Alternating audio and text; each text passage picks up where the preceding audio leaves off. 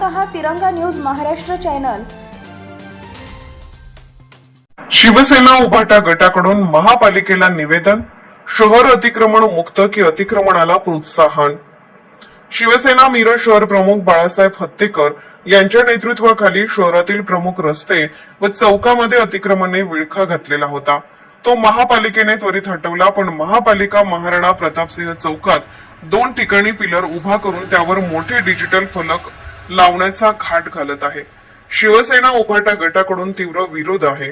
महानगरपालिका अतिक्रमण मुक्त शहर करणार आहे की अतिक्रमणाला बळ देण्याचा प्रयत्न करत आहे हेच कळेना।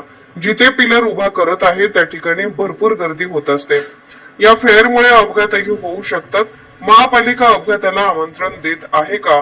तसेच गणेश उत्सव काळात या ठिकाणी मोठमोठे गणेश मूर्ती या ठिकाणावरून विसर्जनासाठी जात असतात, त्यांना सुद्धा या संदर्भात अडचणी निर्माण होतात। त्यामुळे हे काम ताबडतोब थांबवण्यात यावे, अन्यथा शिवसेना उद्धव बाळासाहेब ठाकरे पक्षाच्या वतीने आंदोलन करण्यात येईल।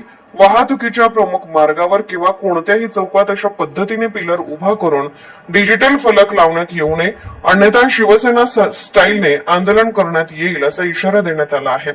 यावेळी उपस्थित विधानसभा क्षेत्रात प्रमुख तानाजी सातपुते, उपजिल्हा प्रमुख महादेव मगदुम, शिवसेना मिरज शहर प्रमुख बाळासाहेब हत्तेकर, शिवसेना मिरज शहर प्रमुख सुरेश भोसले, युवा सेना मिरज शहर प्रमुख कुबेरसिंग राजपूत, शिवसेना विधानसभा संघटक किरण कांबळे, फिरोजभाई वरकर सर, प्रतीक कांबळे शिवसैनिक उपस्थित होते।